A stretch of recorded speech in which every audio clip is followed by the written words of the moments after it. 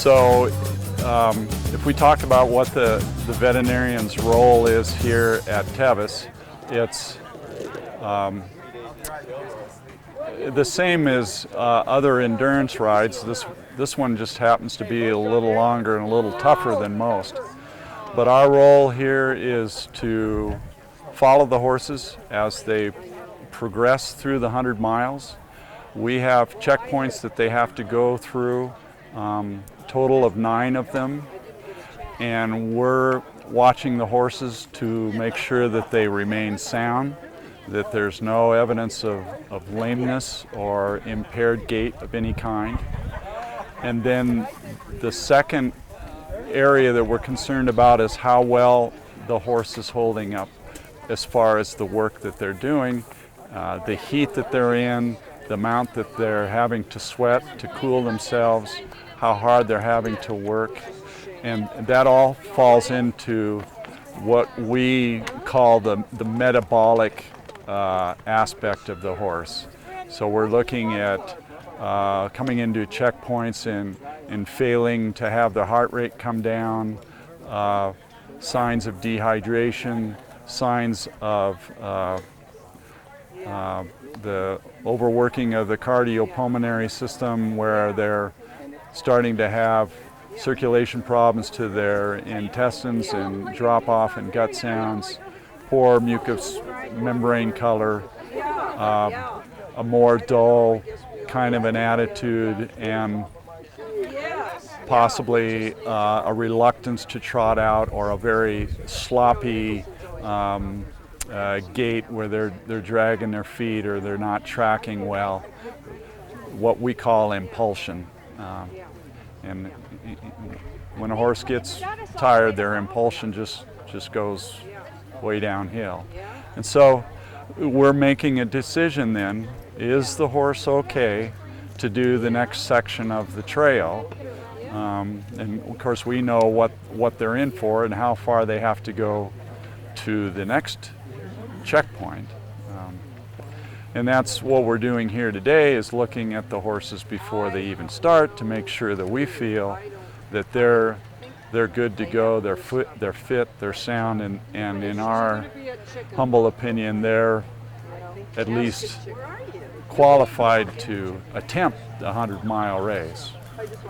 The main problem that riders have is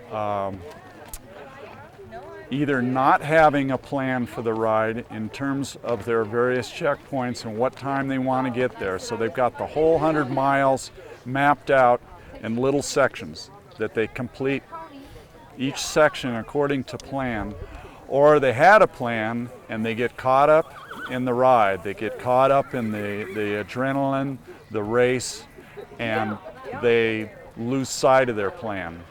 And generally they're going too fast, but there are some that they start slowing down. They're not keeping themselves paced, and they really get up against the time cutoffs. And if they spend the whole day trying to squeak into a checkpoint and then barely get to the next one, generally they're not going to make it. They're in trouble. So they need a plan. They need a plan. And that, of course, obviously it helps to have ridden this before. But if a first-timer needs to seek advice, they need to talk to as many people as they can who have experienced this ride and can help them come up with a plan, and a crew to help them carry out that plan. The crew, in a ride like this, the crew can become a very critical aspect of the success of the team.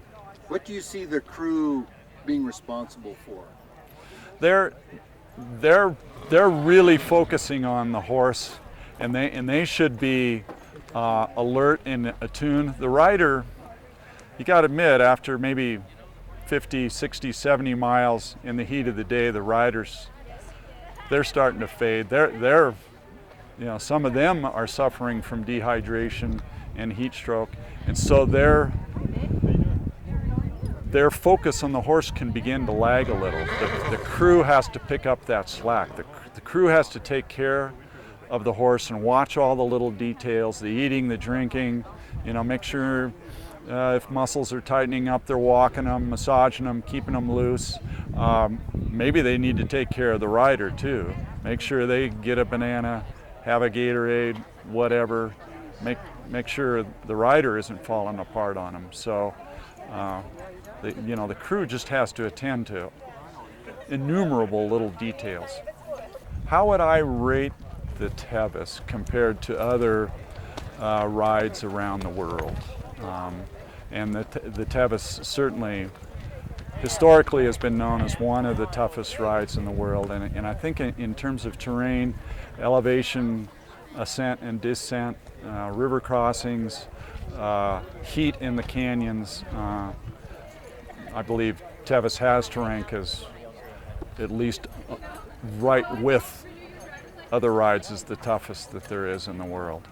Everywhere I go, I'm involved in distance equine sports in a number of different ways, not just endurance, but competitive trail ride, ride and tie. Anybody that gets into the sport of long distance trail riding, the Tevis stands as the ultimate achievement in the sport. It's the Kentucky Derby of endurance riding. The sport of endurance riding had very little international exposure like an Olympic event.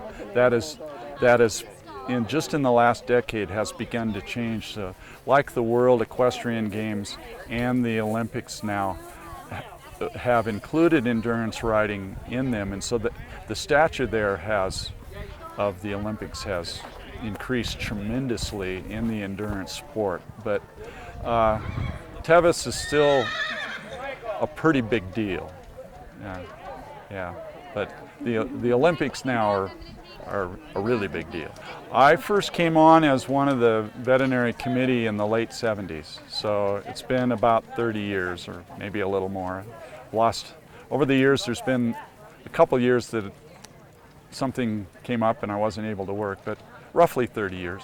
If a rider was contemplating doing the Tevis, what do they do? How do they get prepared? We talked initially about making a plan for the ride so that you kind of have an idea of how fast you want to do each section. Maybe the most valuable thing would be to, if you've never ridden Tevis, is to pre-ride here. Come here and ride the trail in sections. Maybe you do it over 3 or 4 days, just to get an idea of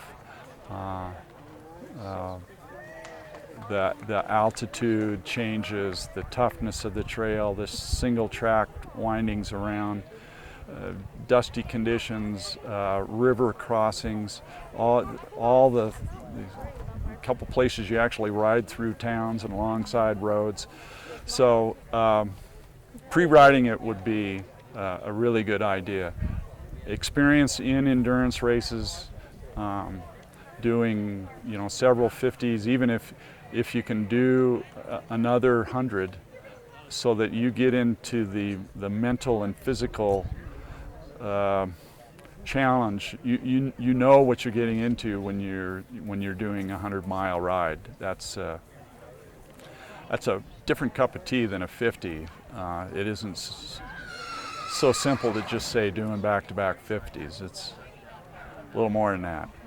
We have seen folks come here with novice horses. That is, they've not done an endurance ride before, and to bring a horse to this ride for the first time to attempt something like that, I think is not wise at all. And statistically, you can follow those first-time horses. Their completion percentage is not very good.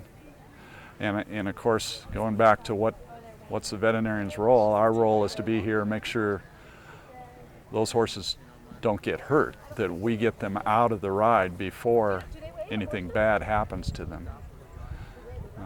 But yeah, if not only the rider, but if the horse has done several 50s, if the horse is familiar with an endurance ride and how it works and the kind of competition that it is, so that mentally they're prepared for this kind of an event.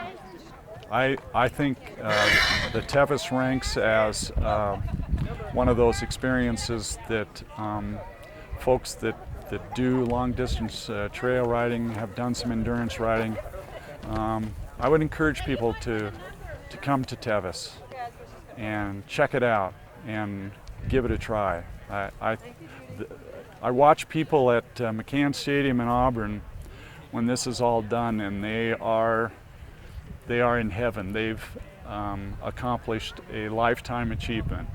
And I encourage people to look into that, to try it. Young riders have done it too. 12 is the minimum age. They have to have a sponsor, and that sponsor must remain side by side with them through the entire ride. It isn't just a matter of giving them a little advice and giving them good luck and, you know, I'll catch you at the next checkpoint. The sponsor is absolutely with that junior rider every step of the way. And if the sponsor has to pull, the junior must stop.